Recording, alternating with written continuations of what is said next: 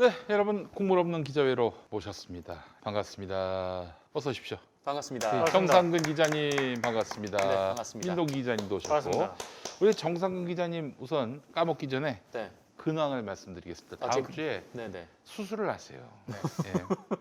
비만 어? 네. 다이어트 제거. 다이어트 비만 제거 수술이라는 얘기를 들었어요. 폭경 수술은 아니고요. 아, 네, 그건 오래전에. 오래전. 그 얘기할 줄은 예, 이제 예상을 그래요. 네. 너무 당황스러워하지 마시고. 네. 원래 이 방송이 항상 그렇지 않습니까? 예. 네. 제 그 소식이 뭐 이렇게 음. 많은 분들이 알아야 될 소식은 아닌데 근데 어쨌든 다음 다음 주에는 주에- 모습이 네. 되지 않으니까 방송 예. 못 나오게 돼가지고. 아니 알겠습니다. 네. 일단 일부 방송사에서는 음, 약간의 지금 혼선이 좀 있었습니다. 음, 왜냐하면 정상근 선수가 여러 가지 이유 때문에 좀 방송에서 잠깐 빠진다라고 해서 대체제를 찾느라고 막 부산하더라고. 막 나한테 막 물어보고 정상근 선수 무슨 일 있어요? 뭐 이렇게 물어보고. 네. 그래요. 네. 뭐 저기 필요한 수술을 하시는 거니까 네. 예전에 저도 필요한 수술을 했어요. 턱이 그거 앞으로 수술- 나와가지고 집어넣는 수술을 했거든. 아, 네. 배 역사였습니다.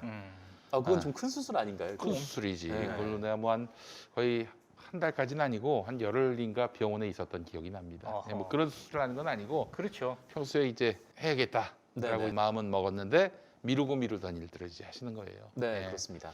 어떤 분이 알겠습니다. 정관 수술 아니냐고 물어보시는데 정관 수술은 네, 그쪽이랑 관계 없어요. 정관 수술은 당연히 그냥 돼요. 한두 시간이면 다 끝나요. 네. 예. 무슨 입원 하는 것 없이 마치 가서 이제 머리 이발하듯이 네네. 할 수 있는 아 유경험자. 유경험자죠. 네. 네. 그래요. 예. 씨 없는 수박. 묵지 않았으면 그 카니발이 아니라 버스를 샀었던 그래요. 그럴 뻔했다는 얘기가. 자, 그래요. 오늘 바로 광고로 가겠습니다. 너무 맛있는 게 나와가지고 여러분 착한 쭈꾸미가 나왔습니다. 아이고 너무너무 맛있지 않겠습니까? 네. 예. 자, 최근에 구매 후기부터 소개하겠습니다. 일단 이름이 착한 쭈꾸미, 착한 오. 쭈꾸미예요. 정성이 담긴 선물입니다. 적극 추천합니다. 코로나의 영향으로 쇼핑은 오프라인 대신에 온라인으로 하는 시대에 1일 1택배는 생활의 기본이 됐습니다. 일단 착한 쭈꾸미는 일단 배송 상태가 훌륭합니다. 포장 상태가 너무 꼼꼼해서 고마운 마음이 들어 회사에 전화까지 드렸습니다.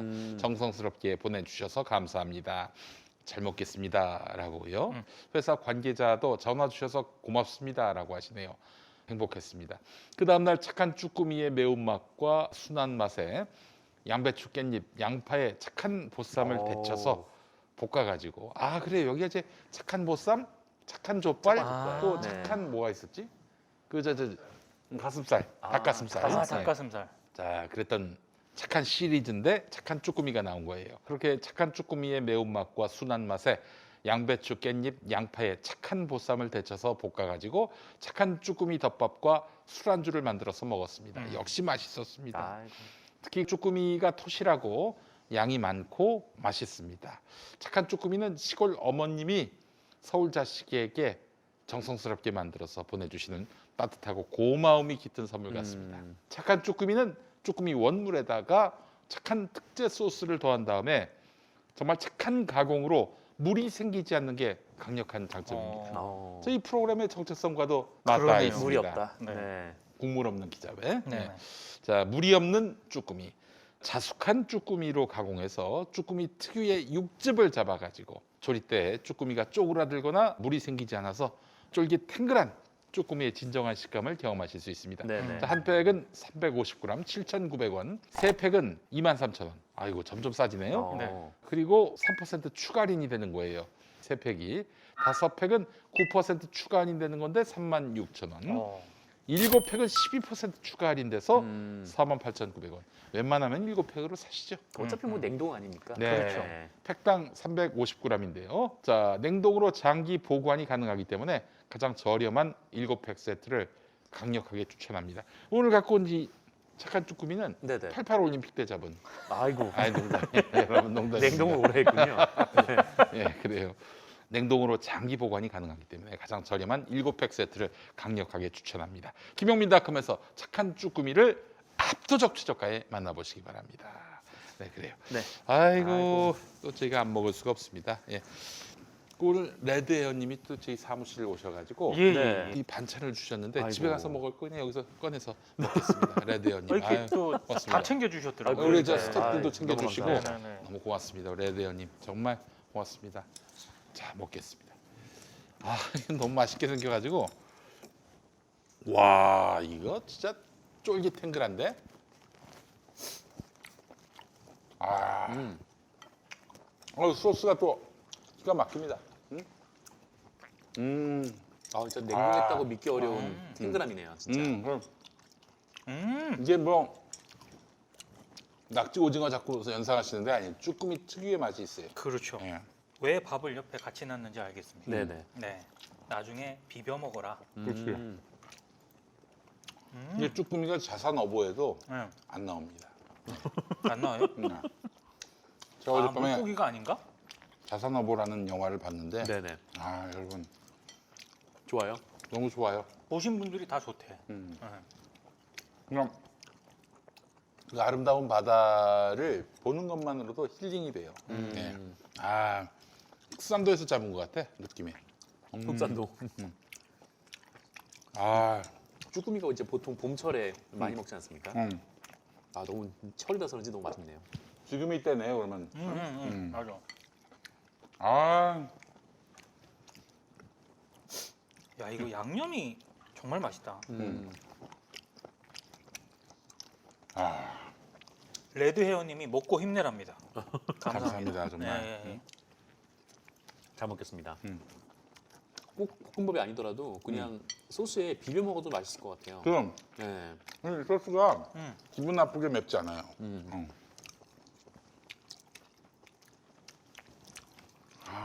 아, 그리고 이게 음. 정말 술안주에 딱입니다. 지금 맞습니다. 제가 딱 먹는데 무슨 술? 소주? 쇠주. 아. 어떻게 정상근 기자님? 네. 그럼 술 못 먹어요? 의기 한 동안에? 회복하는 동안에 못 먹겠죠. 아, 내 아는 분은 진짜 소주에다 밥 말아 먹는 분도 봤어요 내가. 아이고, 좀 그렇게까지는 아닙니다. 아 그래요. 소주에다 밥을 말아 먹으면 그 심각한 중독입니다. 죽었어 그 형. 아유, 아, 진짜로? 아이고. 아, 돌아. 술 너무 좋아해가지고 황당해서. 좀 적당히 드시라고. 네, 풍류를 아는 형인데 술에 너무 네. 몰두하다 보니까 나중에는 풍류고 뭐고 사람이 망가진다고. 아, 그럼요. 아, 이게 쭈꾸미 자체가 좋네요. 쫄깃쫄깃하니. 소스가 죽여. 이게 거의 350g에 거의 대부분이 쭈꾸미 아닙니까? 보통 이제 쭈꾸미 볶음집 가면 야채가 많아가지고 쭈꾸미 양이 되게 많지 맞습니다. 않은데 네, 이건 그냥 온통 그냥 쭈꾸미네요, 쭈꾸미. 아, 정말 이 소스에 네. 또 감동을 받습니다. 쭈꾸미 원물도 그렇지만 아, 이 소스는 진짜 가져다니면서 밥 비벼 먹고 싶네요, 어제가. 진짜 이 소스만 따로 팔아도 좋겠어요. 그 네. 팔도 비빔면이 소스만 또 맞아요. 소스가 맛있다고. 거기 밥 비벼 먹어도 되거든요. 그 불닭볶음면도 소스만 이렇게 따로 그치, 팔잖아요. 네. 삼양이 그것 때문에 되살아났어요. 불닭볶음면 때문에. 아, 이게 딱 기분 좋게 매운 맛이네. 네. 매콤해. 그렇게 기분 나쁜 게 있잖아요. 아, 매운데 기분 나쁜 거 있죠. 아 정신없이 매우면서 혀가 막 얼얼해지고 막. 뭐 좋아하시는 분들도 있지만 저는 이제 그 마라탕이 딱히 이렇게 좋은 맛은 아니더라고요. 그러니까 좀 매운 걸 좋아하긴 하는데. 난 몇 번 먹어봤는데 모르겠어. 내가 뭐 잘하는 집에 안 가서 그런지 모르겠지만 내 취향은 아닌 것 같더라고. 그러니까요. 근데 마라탕 갖고 별별 요리들이 다 나오더라고. 네. 아, 근데 이런 매운탕 진짜 좋아합니다. 그럼 이거는 저 지금 기분 나쁘게 맵지도 않고 네. 감당이 안 될 정도 매운 게 아니에요. 네.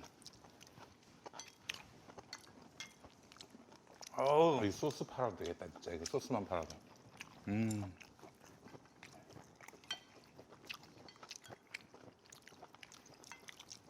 아우. 아, 이 소스 아깝다. 아우 이 다야. 또 먹자고 자. 저희가 이걸 먹는다고 했더니 어미님을 포함해서 이게 해주시는 분이 정말 경악을 기겁을 하시더라고요. 이런 돼지들을 봤나 하는 표정으로 잠깐 쳐다봤습니다. 네. 형님도 저기. 근데 너무 맛있어. 정 기자님도 문제 아 네네. 털어. 너무 맛있어. 야, 진짜 네. 어메이징한 맛입니다, 여러분.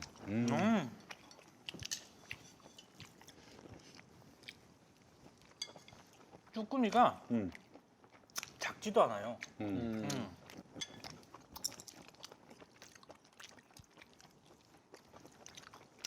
이렇게까지 먹었는데도 네 맵지가 않아. 맞아요. 매우면 제가 지금 이렇게 양념을 못 먹죠. 밥도 없이 그냥 쭈꾸미만 먹고 있는데도 맵지도 않고 이 양념은 진짜 아깝다. 맛있습니다. 근데 사람 인자.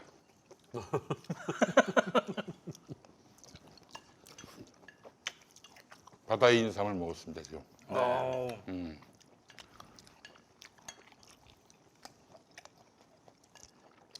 제가 지금 양념만 이렇게 긁어서 먹었는데 이거 햇반 하나 딱 데우면 아 글쎄 말이야. 이거 완전히 그냥 이걸로 그러니까 끝나? 비벼 먹어도 진짜 맛있겠네요. 끝나는 거죠. 따뜻한 햇반이 이거 딱 부어가지고. 아, 다른 반찬 필요 없고.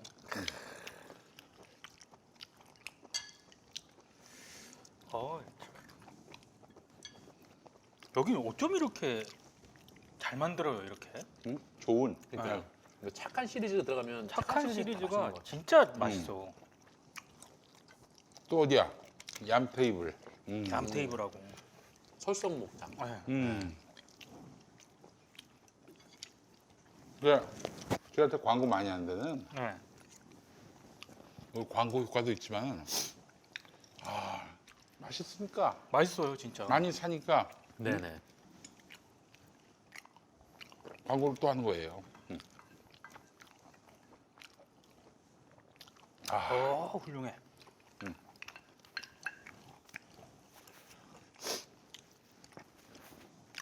야,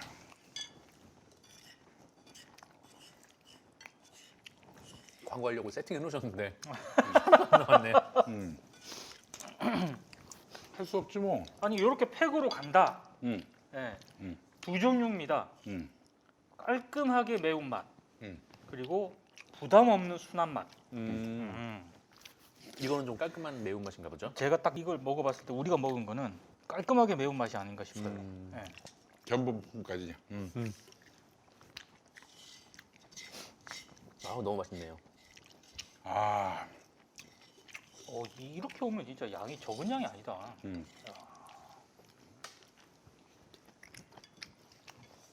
여러분 기본적으로 700부터 사야 돼요.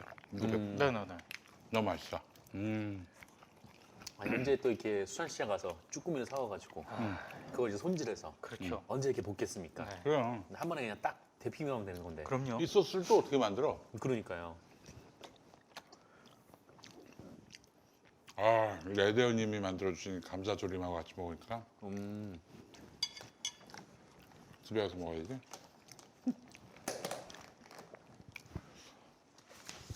자, 여러분 착한 쭈꾸미였습니다. 아니 우리 이철이 형이 청와대 정무수석으로 가는 모양이죠? 뭐 그런 얘기가 오늘 보도가 됐죠. 예. 공식적으로 제가 이게 들어오기 전까지 발표를 한 건 아닌데 언론 보도를 보면 뭐 내정이 됐다 이런 보도가 SBS에 금요일 날 사의를 표했대.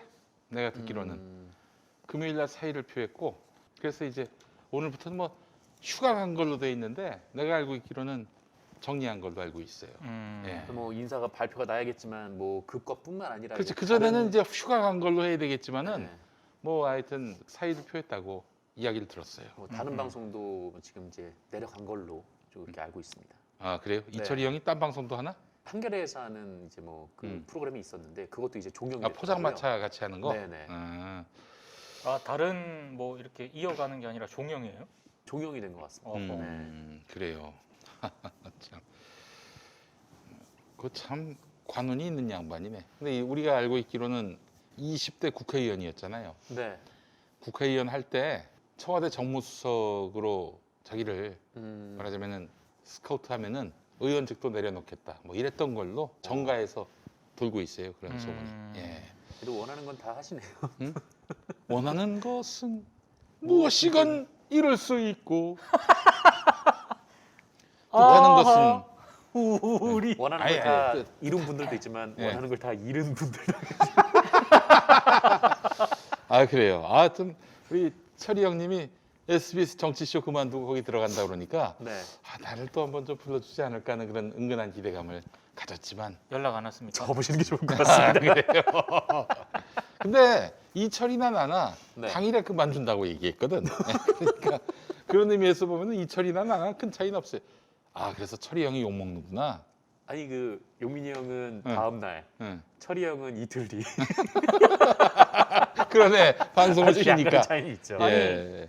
정성근 선수는 SBS 들어가잖아요. 네네. 그 대충 분위기가 이렇게 전해질 텐데. 뭐 하여튼 이 정무수석 발탁을 몰랐었던 그런 느낌이더라고요. 그저 몰랐는데 이제 이철이 의원이 좀 이제 그만두니까 뭐 이렇게 가나보다 이렇게 근데 이제 받아들인 것 같습니다. 좀 급이 떨어지지 않나요? 또 지금 최재성이 했잖아요. 네네. 그렇죠. 그 전에 누가 했나? 저 사람 했었지. 전병헌. 음, 전병헌은 뭡니까?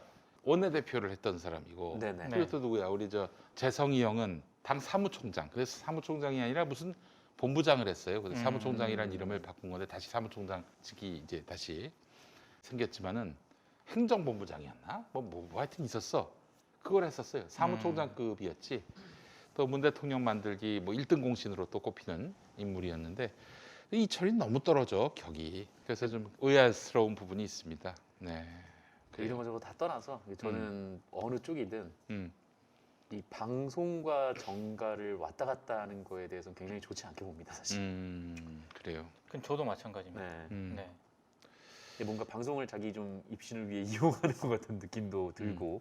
네. 저도 방송 있다가 정치를 했습니다. 아니, 한 번은 갈 수 있는데. 전혀 그게 뭐 저한테 제가 방송한 게 이적이 됐다면 낙곰수였지 네네. 무슨 SBS 한 거 그거 갖고 제가 그거를 기반으로 해서 저기 한 것 같지는 않아요. 물론 명함에는 팠습니다. SBS FM 거기서 이수경의 파워 FM에서 했다는 거. 네네. 근데 약간 갔다 왔다 뭐 이러는 것 같아서 좀 아쉽네요. 안타깝고. 근데 대통령께서 이철이에게 도대체 무슨 도움을 구하시려고 이렇게 이철이를 데려가시나 몰라요. 뭐 아마 이제 뭐 내부 비판을 많이 하셨으니까 또 그런 좀 어떤 이미지 그런 걸좀 근데 이제 이철이에 대해서 도저히 이해할 수 없는 부분은 이 사람은 검찰 개혁 비웃었거든. 계속 아주 그냥 뭐랄까 시니컬한 그런 입장이었고 물론 이제 방송할 때는 그런 입장을 취할 수밖에 없는 부분이 있는데 그럴 때는 침묵하면 되거든. 김용민 씨는 소신이 뚜렷하지만 지상파 가서도 호환이 되지 않습니까? 난 양심을 판 적은 없어요. 침묵하고 말지 차라리. 양심에 거역한 발언을 한 적은 없어. 예. 아니 또 지상파에서 라디오 시사 프로그램을 하면서 진행자가 가져야 되는 또 스탠스라는 게 있잖아요. 뭐 김용민 PD는 거기에 충실했던 거죠. KBS 하면서. 네. 그럼 나는 지금까지 한 번도 지상파 방송 많이 하면서 심의에 걸려서 징계 받아본 역사가 없어요. 뭐 이철이가 있었다는 얘기는 아니고. 근데 하여튼 이철이는 도대체 이 사람은 어떤 정체성 때문에 이게 문정부 마지막 정무수석이 네. 됐는지 참 이해를 할 수가 없습니다. 이철이가 진짜 수석으로 가나요? 저 얘기했잖아요 아까 금요일에 이제 SBS 관뒀다고. 응? 돌아갈 딸이 불태워 버렸어. 안 되면은 근데 정치쇼에서 다시 쓰겠나? 어디? 휴가 복귀. 지금 휴가 간 걸로 많이 알려져 있는데 휴가 복귀가 될 수 있겠네요. 네네. 예. 근데요 사실은 지금 우리 이철이 이 양반은 지금 그 사람은 사실 문재인 대통령이 캐스팅한 사람이거든요. 그래서 네. 친문 중에 친문이지. 그렇잖아요. 근데 비문으로 또 이렇게 분류가 되더라고. 무슨 비문이야? 비문이기는. 근데 약간 이 사람은 하여간 저기 정치 그만둔다면서 이 정치의 환멸을 느꼈다는 식으로 얘기를 해놓고 다시 청와대 정무수석으로 갔단 말이에요. 그러니까 586은 지난번에 정치를 그만둔다고. 정치 네. 환멸을 느낀다는 식의 발언은 뻥으로 드러났습니다. 그렇잖아요. 정말 대통령이 전화해서 도와달라. 정무수석 당신밖에 없다. 그랬다 하더라도 사양해야지. 그렇죠. 환멸을 느꼈다고 얘기를 했다면. 또 한겨레에서 방송한 거는 뭐 규제도 없고 뭐 그게 뭐 심의 대상도 아니니까 자기 양심껏 얘기할 수 있을 텐데 그거 보면은 결코 저기 뭐야 대통령에 대해서 마지막까지 정말 자기의 어떤 모든 존재의 의미를 불태워가면서 이렇게 문정부 성공에 조력할 의지가 있어 보이지가 않아요. 근데 방송을 좀 봤는데 이 사람은 그냥 평론가로 돌아갔구나 이런 생각이 들었는데 다시 정무수석으로 간다. 정무수석으로 간다는 게 뭐예요? 같이 뼈를 묻는 거 아닙니까? 그럴 사람인가 싶은 생각도 들고 말이죠. 물론 이 국물 없는 기자회가 업데이트될 시점에 인사가 뭐 발표가 됐을 네. 수도 있는데 발표가 됐겠지만 내일쯤 아닐 날 수도 것 같아요. 이 시점에서 아직 공식 발표를 하지 않았기 때문에 저는 코멘트하지 않겠습니다. 코멘트. 예. 네, 왜냐하면 인사라는 건 모릅니다. 네, 네. 몰라요 진짜. 아니 뭐 발표 날 수도 있는데 음. 아직 공식적으로 발표한 게 아니기 때문에 아니 근데 그러면은 SBS 일단 계속 진행을 해야지 그러면은 형님. 아니 그렇지 않아요? 그런데 예. 사람 이름 모르는 거기 때문에 사람 이름 모르는 일이지. 네네네네. 그래 실제로도 개각철에 보면은 안무개 법무부 장관설, 하마평. 저기 전해철, 박영선 법무부 장관설 이 있는데 물론 이제 누군가가 저 사람이 될 것 같다, 저 사람이 감이다 해가지고 안무개 법무부 장관설 이렇게 나올 수도 있는데 네, 자가 발전하는 경우도 정말 상당히 많아요. 아니 네. 그러니까 특히 인사 관련 기사가 막 뜨잖아요. 특히 언론이 음. 굳이 어떤 특정인의 이름을 막 거론을 많습니다. 해서 기사에서 언급을 하는 수가 있어요. 음. 그런 거는 정말 유익 있게 봐야 되는 거거든요. 맞아요. 네. 네. 그게 뭐 가능성보다는 음. 뭐 자가 발전일 수도 있고 언론이 음. 그 인물을 띄워주는 의도인 것일 수도 있고 여러 가능성이 있기 때문에 음. 공식 발표가 나기 전까지는 네. 자가 발전인 경우가 90% 이상이에요. 음. 아닌 경우도 있지만은. 물론 저기 그렇게 정무수석 발표 날 수도 있습니다. 네. 업데이트 올라갈 때쯤에. 네, 아직 이- 확정 아님. 맞아요, 확정 네, 아니죠. 그렇죠. 확정 됐으면 네. 발표를 했겠지. 네네. 자, 그러나 지금 뭐 방송가에서는 그 양반이 사의를 표했다. 이건 또 이거대로 또 그 얘기가 팩트인 걸로 돌았죠. 얘기를 예. 제가 들었으니까 네. 인사가 나야 뭐 그 평가를 할 수 있는 건데. 하여간 여러분 새로운 진행자가 또 나오게 될 텐데 요즘 저 테타 진행을 김태현 변호사가 한다면서요? 오늘하고 내일까지는 김태현 변호사 하는 걸로 이렇게 알고 있습니다. 계속 갈 수도 있겠네. 그래요. 뭔가를 찾지 않을까요? 만약에 쉽지 않을 거야. 그래요? 그러니까 이제 사실은 내가 SBS 그만두려고 네. 그때 얼마나 원성을 많이 들었는지 원성을 받은 첫 번째 이유가 뭔지 아십니까? 말하자면 원성을 산 논리 첫 번째 후임 논리가 준비 없이 바로 나갔다. 그렇지 네. 우리가 준비할 시간도 주지 않고 나갔다 이거야. 음. 그게 이제 그들에게는 용서할 수 없는 그런 범죄인 건데 음. 그래도 철이 형은 이틀 주셨네 말미를. 네, 그래요. 네 제가 더 큰 것 같습니다. 네. 예 그래요. 하루. 여러분 나 미안합니다. 나 미안해요. 네. 사과 진정성이 안 보이는. 그래요. 그나저나 또 우리 저 SBS 정치쇼에 대해서 형사 고발을 할 예정입니다. 전에 말씀드렸죠. 전에 그렇게 추미애 장관 만만세. 예. 나한테 MC 제안하면 어떻게 빅딜할 마음도 있는데. 그쪽이 없을 겁니다 아마. 그쪽에서 예. 그쪽에서 그런 의사가 없는 거 빅딜 아니에요? 합시다 빅딜. 빅딜. 그래요. 알겠습니다. 자 오늘 그럼 또 이야기를 한번 포따지를 풀어보도록 하겠습니다. 우리 민동기 기자님부터 한번 해볼까요? 네. 예. 두 가지 얘기를 해볼 건데요. 음. 첫 번째 얘기는 일단 재보궐 선거가 끝나지 않았습니까? 음. 끝나고 나서 이런저런 평가라든가 굉장히 그렇지. 많이 나오는데 네. 그 중에 음. 하나가 언론 때문에 민주당이 민주당이 재보궐 선거에서 음. 참패했다 이런 시각도 있더라고요. 근데 저는 좀 냉정하게 볼 필요는 있는 것 같아요. 그러니까 이번 재보궐 선거에서 언론들이 후보 검증이라든가 여러 가지 선거 관련 그런 보도에서 정확하고 균형감 있고 또 검증을 최대한 하려고 노력을 했느냐 이 부분에 있어서는 저는 상당히 좀 비판을 많이 했고요. 그리고 문제점이 적지 않았다라고 생각을 합니다. 근데 그런 문제점이 있었다라고 해서 민주당이 이번 선거에서 참패를 했다. 그렇게 바로 연결시키기에는 조금은 좀 어폐가 있다는 생각이 좀 들어요. 제가 뭐 다른 방송에서도 뭐 박시영 TV라든가 KBS 열린 토론에서도 그런 얘기를 했는데 이번 선거에 민주당이 패배한 요인은 어떤 하나의 이유가 있다기보다는 여러 가지 복합적인 이유가 있는 거 아니겠습니까?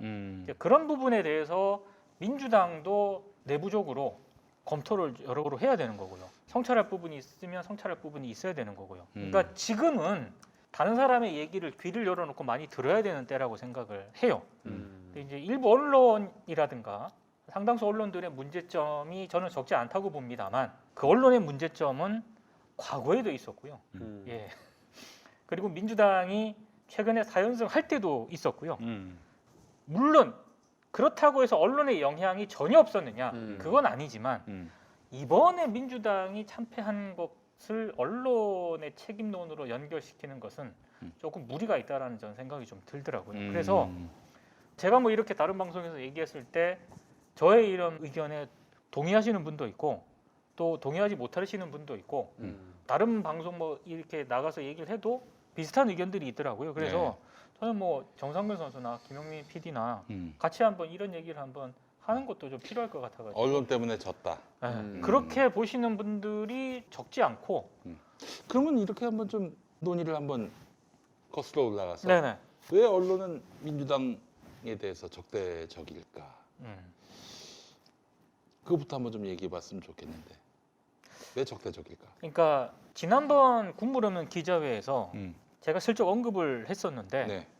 물론 저희 시각에 동의하지 않는 분들도 있습니다. 근데 제가 봤을 땐 그래요. 조중동과 같은 흔히 말하는 족벌 신문들은 분명히 선거 보도에 적극적으로 개입을 하면서 네. 저는 국민의힘 쪽으로 기우는 그래서 국민의힘을 편들어주는 의도를 가지고 조중동은 뺍시다. 예, 경제 보도를 신문도 했어요. 빼고 저는 그래서 조중동을 일단 빼야 된다라고 생각을 하고 너무나 속이 빤히 보이는 그렇죠. 그런 이유 말고 흔히 말하는 그런 어떤 정파성이 너무 뚜렷한 어떤 그런 언론들을 제외하고 상당수 많은 언론들이 왜 그러면 오세훈 후보라든가 박형준 당시 후보에 대해서 제기된 의혹들에 대해서 적극적이지 않았느냐.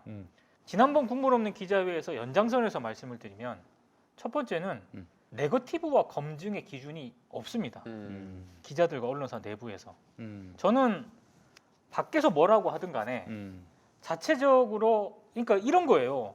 이게 민주당을 중심으로 제기된 의혹이지 않습니까? 그러니까 특정 정당을 중심으로 제기된 의혹이기 때문에 그 특정 정당에 제기된 의혹을 검증을 했을 경우에 그 언론사의 검증 노력이라든가 치조와는 무관하게 그 의혹을 제기하는 것만으로도 민주당에게 유리하게 작용할 수 있다라는 그런 판단이 작용을 하는 거죠. 그러니까 저는 그거는 매우 유불리를 따지는 판단이고 정치적인 판단이라고 생각을 하거든요.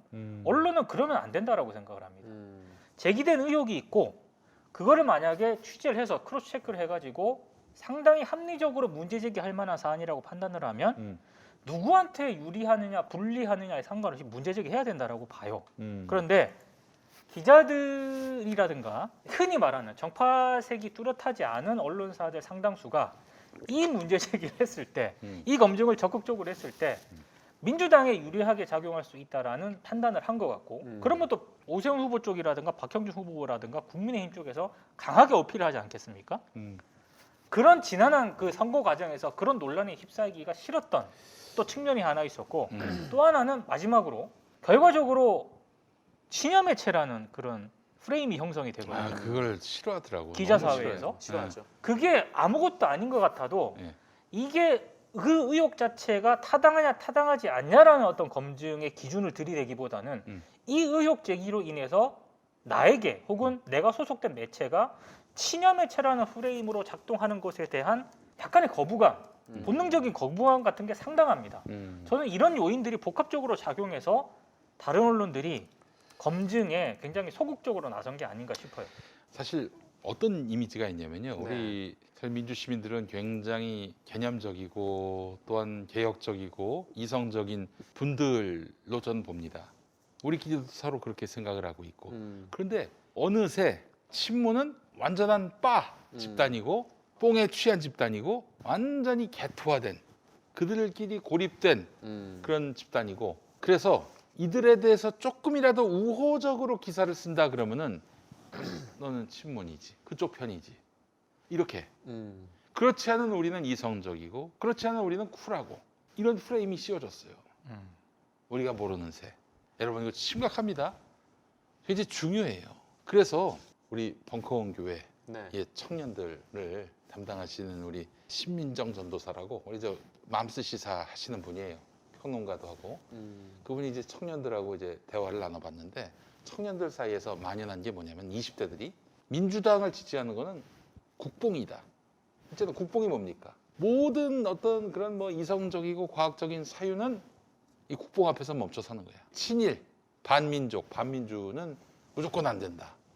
이런 어떤 도식에 의해서 완전히 그 어떤 그 이념에 의해서 모든 이성과 과학이 마비된다. 이게 바로 국뽕 아니에요. 국뽕이다. 민주당 지지하는 거는. 반면에 오세훈 지지하는 것. 20대들이 오세훈 경험도 못 해봤고 또 국민의힘이 집권 안 한 지는 서울은 10년, 중앙정부는 5년. 네. 몰라. 그리고 또 사실은 중앙정부 5년이라고 말씀드렸지만은 박근혜 세력은 완전히 거세가 됐잖아요. 그러니까 이명박 시대가 끝인데 이명박 시대는 벌써 지금으로부터 거의 9년 전 일이고 그냥 몰라. 20대들은 그래서 오세훈 지지하는 거는 국뽕을 지지하지 않는 쿨한 것이다. 이런 인식이 머리에 심어져 있는 거예요. 그게 아마 젊은 기자들 사이에서도 만연할 것이고 조금이라도 그래서 민주당에 대해서 우호적으로 기사를 쓰면 저는 국뽕 기자다. 저는 대깨문 기자다. 이런 도식이 성립이 돼버린 거야. 그러니까 사실은 우리가 과거에 형님 우리 세대 이 상근이처럼 이렇게 새파랗게 어린애 말고 우리 세대 때만 해도 새파랗게 어리네. DJ를 지지하는 거는 개념이 있고 이성적이고 그렇지만은 회창이형을 지지한다든지 뭐 이러면은 그냥 국뽕, 순보수, 꼴통, 꼰대 이런 이미지가 있었잖아. 그렇죠. 체인지가 된 거야. 체인지가. 그러니까 저는 그것도 한번 생각을 해봤어요. 그러니까 지금 표심에 나타난 그 20대들을 나무라시는 분들이 있는데 저는 일단 나무라는 게 우선은 아니라고 생각을 하고요. 그들도 그들 나름대로 판단해서 지지한 거 아니겠습니까? 다만 이거는 있는 것 같아요. 지금 20대가 지난 문재인 대통령 대선 때는 10대였어요. 그러니까 저의 10대는 어땠느냐? 일단 전교조 사태가 있었고요. 굉장히 그런 어떤 정말 사회의 격변기였습니다. 그리고 어찌됐든 졸업할 때쯤에 IMF를 맞긴 했습니다만 뭐 여러 가지 뭐 대학생활이라든가 이런 게 서태지라든가 이런 뭐 약간 좀 자유분방한 어떤 그런 분위기가 있었잖아요. 그런 어떤 역사적 경험이 있었기 때문에 상대적으로 나의 목소리라든가 이런 거를 자유롭게 낼 수 있었는데 지금의 10대, 20대의 경험이라고 하는 것은 나와는 굉장히 많이 달라요. 그럼. 일단 그거는 인정을 해야 돼요. 그래서 그런 경험에 의해서 아 이렇게 투표를 했겠구나. 저는 그거는 일단 인정을 하고 그럼 이 현상에 대해서 우리 사회가 깊은 고민을 한번 해볼 필요가 있다라고 보고 민주당도 그거는 고민을 해야 될 필요가 있다고 보거든요. 그러니까 제가 아까 설명했던 내용은 네. 제 생각이 아니에요. 네. 지금 20대들의 생각이고 네. 네. 보시기에 따라서는 잘못된 생각이다라고 느끼실 수도 있는 건데 다만 경험이 일천하고 그들은 사실은 25살 미만은 이 공공의 무대에서 국민의힘을 본 적이 없어요. 서울시장도 아니지, 구청장도 아니지, 그리고 대통령도 아니지. 하니까 이 나라의 주류는 민주당인 거야. 그러니까 내 삶이 불편하고 뭔가 나아지는 게 없다 그러면 주류에 대한 불만으로 가게 되는 거 아닙니까? 지금 민주당이 그래서 오롯이 그걸 다 안게 된 거예요. 저는 좀 약간 생각이 좀 다른 게 사실 지금 20대가 굉장히 많이 이제 뭐 오세훈 후보라든지 박형준 후보를 지지했다라고 하더라도 이게 뭐 사실 딱 1년 전, 그러니까 2020년 총선만 하더라도 20대 남성의 47%가 민주당을 찍었고 20대 여성의 64%가 민주당을 찍었거든요. 그런데 불과 1년 만에 그 20대 남성의 22%만 민주당을 찍었고 또 20대 여성의 44%, 그러니까 각 20대 남성, 여성 전부 다 20%포인트가 빠진 거예요. 1년 만에. 그렇다면은 이 1년 사이에 이분들이 좀 뭔가 원래 가지고 있던 생각을 뒤바뀌었거나 아니면 좀 뭔가 변화가 있었다라고 보는 게 맞다고 보지 이분들이 경험해보지 못했기 때문에라고 이건 내가 뭐 경험이 일천하다, 네. 생각이 짧다 이런 얘기가 아니라 적어도 그들에게는 어떤 대조, 비교 대상이 딱히 없었던 거야. 그걸 비난하는 건 아니고 절대. 그래서 사실은 이런 부분에 있어서 꼭 경험을 해봐야 되는가. 얼마나 불행한 미래가 우리가 보입니까? 오세훈이 집권해가지고 그러니까 지금 서울 아파트 값이 지금 호가가 이 며칠 동안에 몇 억이 올랐다는 거 아닙니까? 이런 상황들이 비단 이것뿐이겠어요? 뭐 지금 뭐 방역도 다 풀겠다 저러고 있는데 재앙적 상황이 우려가 되는 부분도 있지만은 적어도 이들에게는 새로운 인물이란 말이야. 오세훈이 뉴페이스고 그런 점을 우리가 좀 인식을 하고 대응 전략을 짜자는 얘기예요. 내 얘기는 그러니까 이제 20대들이 뭐 네. 어리다, 모른다 이런 차원에서 얘기한 게 절대 아니고. 그러니까 정상근 선수 지적이 맞아요. 그러니까 제가 하고픈 얘기는 음, 그 일단 우리의 10대, 20대와는 경험이 일단 많이 다르고 음, 그렇기 때문에 그러니까 저 같은 경우만 하더라도 10대, 20대를 거치면서 음, 어느 정도의 정치 의식은 거기서 약간 형성이 됐거든요. 근데 지금은 다르다는 얘기죠. 그래서 제가 볼 때 엄청난 큰 변수가 아닌 이상 흔히 말하는 요즘 언론에서 말하는 스윙 보터가 될 가능성은 저는 없어요. 그런데 지금 10대, 20대는 그런 경험이 우리랑은 완전히 다르기 때문에 언론에서 등장시키는 스윙 보터가 될 가능성이 엄청나게 커졌죠. 특정 정당을 지속적으로 지지를 한다거나 그렇게 투표할 의사의 세대들은 아닌 것 같다. 그래서 아마 이런 어떤 이 세대들이 보여주는 투표가 정당으로 하여금 굉장히 많은 고민을 아마 던져줄 거라고 저는 생각을 합니다. 그래요. 자 그런 의미에서 지금 세대 얘기로 우리가 흘렀는데 네. 지금 현장에서 뛰는 기자들은 다 젊은 기자들 아닙니까? 젊은 그렇죠. 기자들도 이런 비슷한 생각을 할 가능성이 있어요. 유승민하고 유시민을 헷갈리는 기자가 있고 김용민 의원과 나부랭이 김용민을 헷갈리는 기자가 포털의 기사를 제공하는 언론사의 기자입니다. 그러니까 이들에게 왜 모르느냐, 왜 무식하냐 이렇게 묻기에는 우리나라 언론이 무슨 뭐 기자 교육을 제대로 합니까? 또 기자들이 뭐 개별적인 자기 어떤 학습을 통해서 역사를 통찰합니까? 아니, 그래서 언론사가 요구하는 것만 공부를 하다 보니까 고득점 해가지고 언론사 들어간 거 아니에요. 자기가 진짜 현장에서 철타 맞아가면서 수배가 돼가지고 도망다니면서 이렇게 쌓아온 역사 의식은 아니잖아요. 그건 왜 현실을 좀 인정하고 봐야 된다는 거야. 이제 기본적으로. 참 보면은 지금 여러 언론사들의 좀 상황을 좀 보니까 20대 기자 자체가 별로 없습니다 요새. 아 그래요? 네. 오. 왜냐면은 이 언론고시라는 거 자체가 이제 통과하기가 좀 굉장히 좀 까다로운 데다가 이게 무엇보다 언론사들이 다 공채를 줄였어요. 그래서 지금 20대의 청년들이 기자가 되기 위해서 할 수 있는 거는 그야말로 어뷰징을 하는 매체에 가서 맞아요. 네, 사실상 반비정규직으로 흔히 생활을 하거나 말하는 닷컴 그렇지. 기자들. 네네.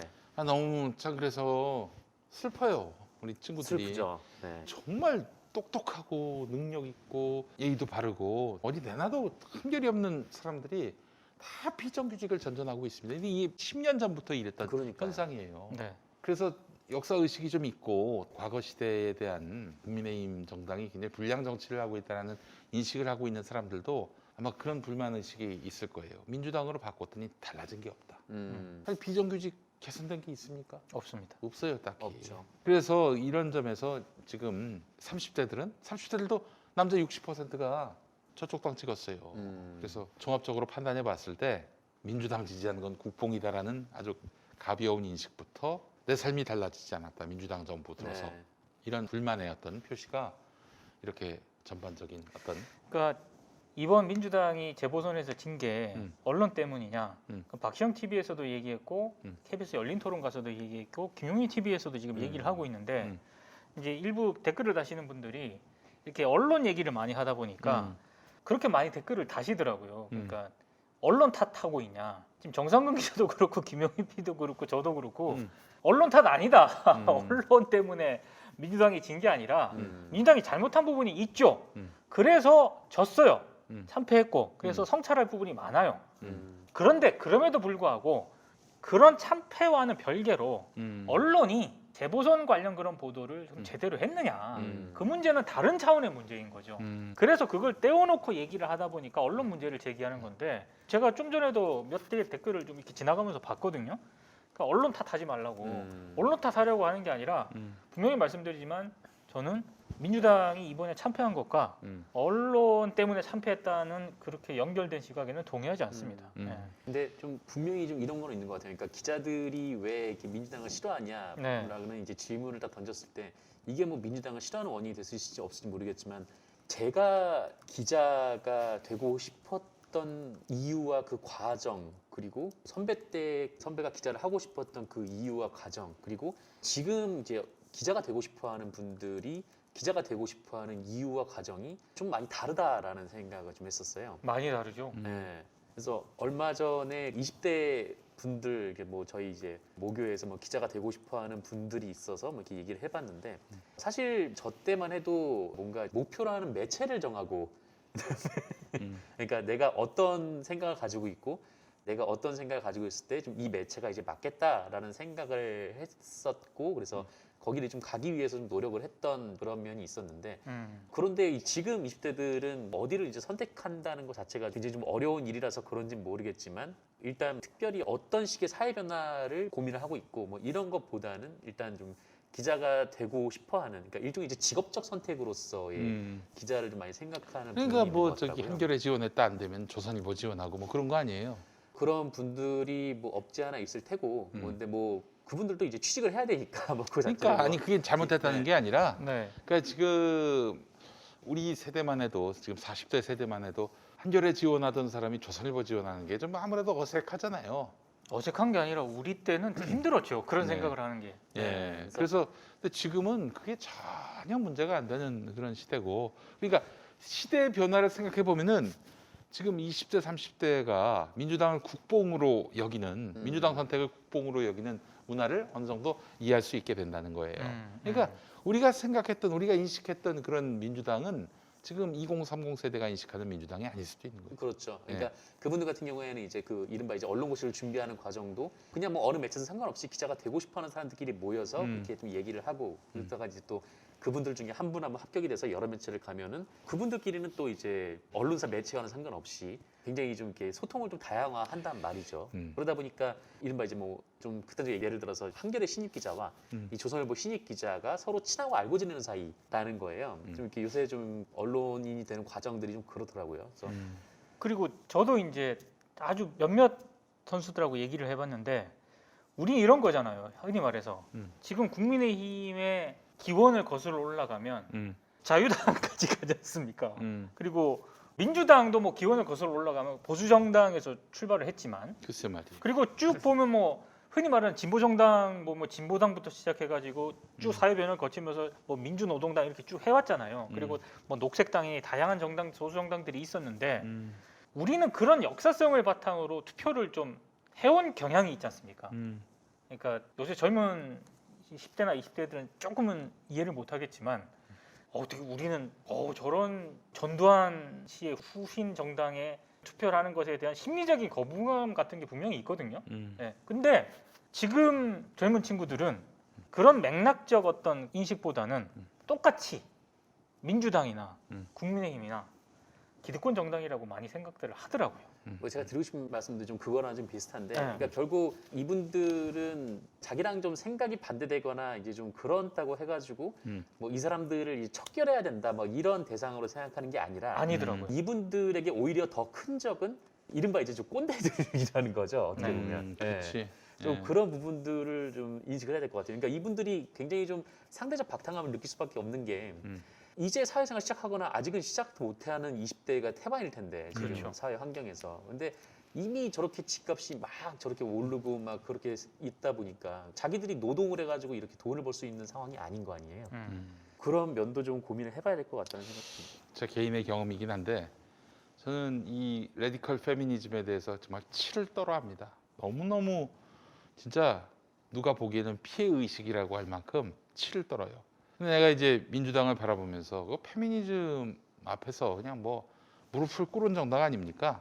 근데 제가 국민의힘의 이런 나쁜 정치를 봐왔기 때문에 그래도 그 당은 찍을 수 없다 이런 마인드가 있어서 그렇지, 내가 그런 역사 의식이나 국민의힘 정치에 대한 그런 기본적 성찰 그리고 관심, 연구 이게 없었다면은 나도 그냥 속절없이 저 페미니즘에 대해서 무비판적인 있는 그대로 그냥 필터링 없이 받아들이는 이런 민주당에 대해서 표를 안 찍었을 것 같아요. 근데 아마 20대 남성, 30대 남성 상당수가 아마 그러할 겁니다. 우리가 지금 방송 보시는 분들은 굉장히 정치 의식이 굉장히 높으신 분들입니다. 정치 고관여층이라고 하잖아요. 이런 분들인데 그러나 그런 분들은 전 인구의 10%밖에 안 된다고 봅니다. 나머지 90%는 시사 정치에 대해서 아무런 관심이 없는 분들이에요. 그게 나쁘다는 게 아니라 그럴 정도로 바빠 일상이 바쁘고 정말 번잡하고 쫓기고 그러신다는 얘기예요. 그게 나쁘다는 게 아니라 그런 의미에서 보자면은 그들 중에서 레디컬 페미니즘에 대해서 자기가 직접적으로 피해 의식을 갖는 분들이라면은 이건 뭐 민주당은 우리의 어떤 적이에요. 그렇게도 보일 수 있다는 겁니다. 물론 이제 민주당이 그런 페미니즘에 대해서 굉장히 열려 있는 이런 당의 노선에 지지해서 표를 던지는 사람들도 있기야 하겠지만은 2030 남성들이 이제 60대 이상보다도 더 많이 등을 돌렸다는 것은 대단한 위험 징후라고 저는 생각을 합니다.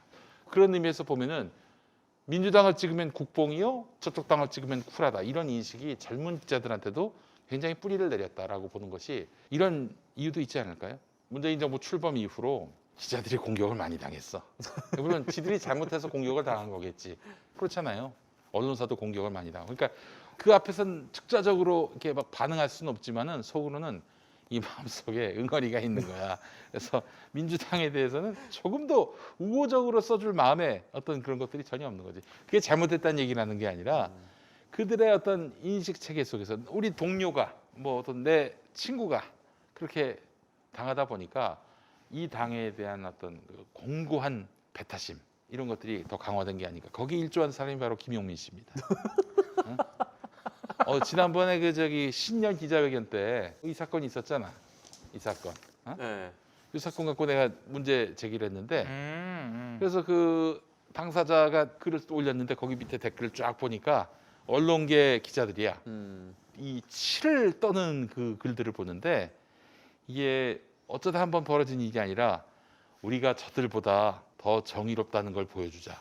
그러니까 저들이라고 하면은 김용민 혼자가 아니라 김용민을 대표로 한 이런 그룹들, 민주당 그룹들, 친문 그룹들에 대해서 우리가 기회를 봐서 응징하자. 이런 메시지가 읽혔다니까. 이 사람들 이 기자 세계에서 갖고 있는 이른바 민주당, 친민주당 이런 세력에 대한 비토 정서는 상당하구나. 게다가 데스크들이 또 그렇다고 우호적으로 써줍니까? 게다가 또 이제 여기는 언론이 계속 그렇게 공격하다시피 기사를 쓰니까 여기는 여기대로 또 손해배상 관련한 법안도 만들고 언론에 대한 이런저런 규제들을 만들려고 하니 더 거리가 멀어지고. 그러니까 제 얘기는 뭐냐면 그런 언론하고 이제 화해를 하고 잘 지내자 이런 얘기 아닙니다. 그렇죠. 그런 얘기하는 거 아니에요. 근데 적어도 그들이 왜 적개심을 갖고 있는지 그 이유는 우선 우리가 알아야죠. 파악을 하고 네. 그리고 나서 이제 다음 언론 개혁을 하든지 뭐 우리 정치가 좀 더 화합과 포용의 길로 나가든지 뭐 그러자는 거예요. 제 그러니까 얘기는. 민주당에 던져진 숙제도 있지만 음. 언론사에 던져진 숙제도 좀 적지 않은 것 같아요. 그래서 음. 이 고민을 조금은 다른 차원에서 할 필요도 있다. 음. 저는 뭐 개인적으로 그렇게 좀 생각을 했어요. 그러니까 이제 과거의 언론이 아니에요. 언론은 이젠 뭐 더 이상 특권 세력도 아니고 네. 제4부라고 해서 입법, 행정, 사법부가 아니라 또 하나 언론이 이제 제4부다. 이런 것들이 과거 얘기고 그런 시절이 있긴 있었지만 지금은 아닌 것 같습니다. 모든 시민이 다 언론입니다. 네. 그렇게 가야 돼요. 대한민국에서 가장 낡은 조직이 바로 언론 아닙니까? 뭐 그렇잖아요. 전 그렇게 봐요.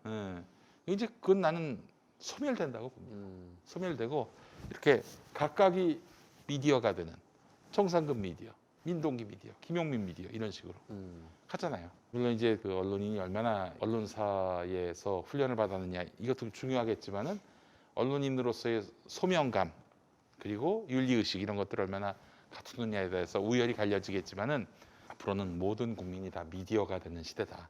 아직 언론사에 남아서 그 언론사의 어떤 그런 후광을 입고 나 기자요 하는 그런 시대는 지금 아직은 좀 유지가 되고 있는 것 같지만은 머지않았다 이런 생각을 해봅니다. 예. 그래요. 그리고 또 하나 예. 제가 간단하게 좀 얘기할 게 예. 예상은 했습니다만 너무나도 실망을 한 나머지 이 얘기는 꼭 해야겠습니다. 지금 공수처 기자단이 라인업이 마무리가 됐습니다. 이 공수처라고 하는 게 기존의 어떤 법조 출입 기자단하고는 좀 차원이 다른 어떤 그런 공보 라인이라든가 기자단 구성이 최소한은 좀 변화가 있지 않겠느냐 이렇게 생각을 했었는데 거의 법조 기자단하고 비슷한 그런 기자단이 구성이 됐습니다. 대단히 좀 실망스럽고요. 공수처 기자단이 일단 가입 조건이 뭐냐면은 신문협회, 방송협회 등 8개 언론 유관 협회 가운데 가입한 매체 소속이어야 됩니다. 여기 가입이 안 돼 있으면 기자단에 들어올 수가 없고요. 아, 그래요. 그리고 이 유관 단체에 속하지 않은 매체가 있지 않습니까? 그러면 본인들이 쓴 법조 관련 기사 목록을 공수처에 제출을 해야 됩니다. 네. 무슨 얘기냐면 8개 그 언론 유관 단체에 가입을 했거나 만약에 가입을 못했으면은 니네가 쓴 법조 기사를 우리가 한번 볼게. 그래서 요 2개를 이제 검증 장치로 뒀다는 그런 얘기인데 그러면 그 나름대로 뭐 법조 기사를 써서 거기 기자단에 가입이 되면 될 거 아니냐?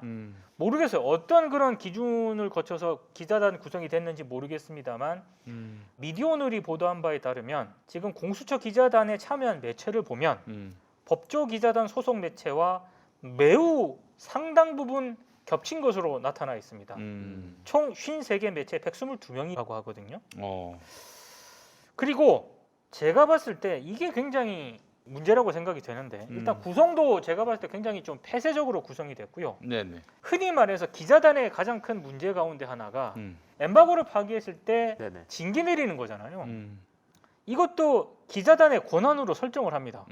공수처 기자단이. 그래서 엠바고가 뭐다라는 그런 기준을 세우지 않은 상태에서 만약에 엠바고를 파기했을 때 3차례 엠바고 파기할 경우 3개월간 기자단에서 아웃됩니다. 그리고 기자단에서 아웃되고 난 뒤에 다시 이제 기간이 지나면은 재등록을 할 수 있잖아요. 그때 이것도 거의 법조 기자단보다는 강하지는 않지만 그래도 어떻게 기준이 돼 있냐면 공수처 기자단 소속 매체 과반수 투표에 과반수 찬성으로 재등록 여부를 결정하도록 했습니다. 무슨 얘기냐면 다른 어떤 그런 정부 부처 기자단하고 거의 똑같아요. 공수처라는 게 뭡니까? 검찰의 수사권, 기소권, 독점 네. 이 체계를 무너뜨리고 독립적으로 수사한다는 그런 기구지 않습니까? 그러면 나는 그 지위에 걸맞게 기자단 구성은 좀 달라야 된다라고 생각을 했고 여기 국물 없는 기자회에서도 한번 언급을 해드린 적이 있어요. 근데 역시 저의 예상은 크게 빗나가지 않았다. 이거 제2의 그냥 법조 기자단이 됐어요. 공수처 기자단. 제가 봤을 때 공수처장이 김현장 출신입니다. 저 그분 개인을 뭐 비판할 생각은 없는데 네. 흔히 말하는 잘 나가는 분이에요. 엘리트라는 거. 엘리트 출신이고 그러다 보니까 이런 어떤 공보 문제라든가 기자단의 문제 의식이 상당히 약한 게 아닌가 이런 생각이 들고요. 지금 공수처에 파견돼 있는 그런 상당수 관계자들, 이 관계자들도 역시 기자단 문제라든가 이런 부분에 있어서 문제 의식이 네. 상당 부분 옅은 게 아닌가 상당히 좀 우려가 됩니다. 예. 그런 점에서 말씀을 좀 드려봤습니다. 네. 근데 진짜 이 사실 언론 개혁이라는 게 여러 가지 뭐 법안들로 할 수도 있겠지만 사실 되게 이런 지금 당장 할 수 있는 것도 있거든요. 이거는 할 수 있어요. 근데 이거 안 하는 거예요. 그냥 기자실을 모두에게 개방하면 돼요. 모든 네. 기자들을 출입하라라고 하고 브리핑룸으로 이제 바꾸기만 하면 되거든요. 그렇죠. 사실 아까도 좀 그런 얘기가 나왔지만 왜 기자들이 이제 민주당의 검증 기사 쓰는 것도 이제 무서워하는가? 저는 이제 기자들이 만나는 사람들이 거의 대부분 기자들이라는 점에 좀 문제의식을 좀 갖고 있는 편이어서 그들만의 리그에서 그들끼리 평가를 하고 있는 거예요. 네, 그러니까 이렇게 좀 기자들이 뭐 자기 조직 생활을 유지하기 위해서 뭐 일종의 이제 세금으로 운영되는 정부 부처에 일방적으로 자기 공간을 확보해 놓고 물론 사용료는 냅니다만 그 사용료를 낼 수 있는 것조차도 기자들 사이에서 이렇게 뽑히고 선정돼서 그렇게 운영이 되고 있다는 게 아직도 지금 이 정부에서 고쳐지지 않고 있다는 게 많이 좀 아쉽습니다. 이게. 그러니까 공수처와 네. 관련해서 어떤 기사가 쏟아질지 저는 좀 우려가 돼요. 아니 그 공수처 많은 국민들이 기대하는 가운데서 이제 출범을 했는데 네. 기자실 문제로 지금 그냥 제2의 법조 기자단이 됐다고 해도 저는 과언이 아닌 것 같아요.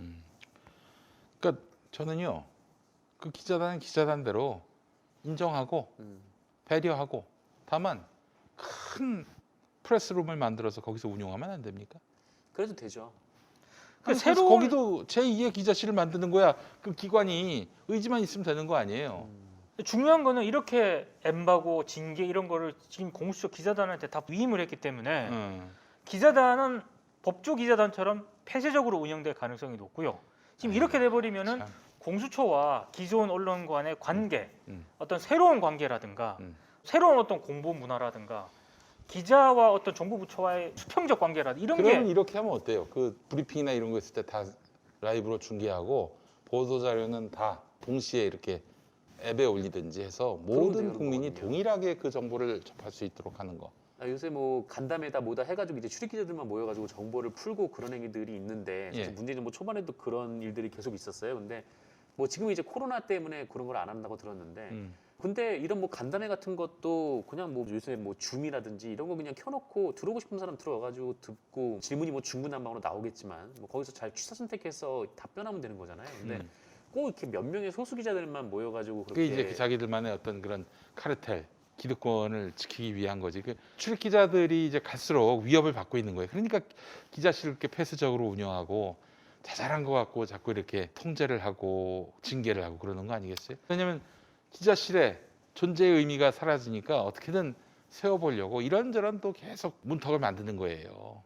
그러면은 정말 열린 정부라면은 좋아, 그건 그대로 인정해 줘. 뭐 기자실을 애써서 폐쇄할 거 없이 그냥 그대로 두되 큰 프레스룸에서 이렇게 또 들어오지 못한 기자들 들어오게 만들고 백브리핑 그것도 생중계하면 되는 거 아닙니까? 백브리핑을 모든 정보가 한꺼번에 동시에 공유되도록 하면은 되는 거 아닙니까? 그야 뭐 의지를 가지면 될 거 아니에요. 그리고 만약에 진짜 기자가 개별적으로 뭐 만나고 싶다 그러면 공보 판사나 검사나 이렇게 두어서 그렇게 1대1로 만날 수 있게 해주면 되는 거 아닌가? 그러니까 저는 기자단 구성 전에 그 원칙을 세워서 좋다 그러면 뭐 기자단 운영을 하되 여러 가지 실질적으로 브리핑이라든가 이런 거는 기존 다른 정부 부처 기자단 특혜를 없앤다든가 이런 게 공수 차원에서 발표가 됐어야 되는데 그런 게 지금 전혀 없는 상태에서 기자단이 이렇게 구성이 됐고 엠바 곱하기 r 시 이렇게 징계 때리고 똑같이 운영을 한다는 거죠. 그래서 공수처 기자단은 이제 그냥 제2의 법조 기자단식으로 운영이 될 것 같다. 아니 이게 뭐 어려운 좀 일입니까? 그거 좀 안타까워요. 안 돼요? 아니 안타까워. 왜 이렇게 쉬운 일을 그렇게 어렵게 하나? 그 참나 이해를 할 수가 없습니다. 개혁 의지를 의심받아요 이런 걸로. 기자단은 뭐 법적으로 규정된 단체도 아니고 그래요. 네. 네. 뭐 완전 임의 단체인데다 무슨 뭐 법인체가 있습니까? 뭐가 있어요? 책임도 안 져 그러니까. 그 공간은 각 부처에서 할 수가 있는 거예요. 네. 그러니까 어떻게 운영을 하든. 아쉽습니다. 네, 안타깝습니다. 김현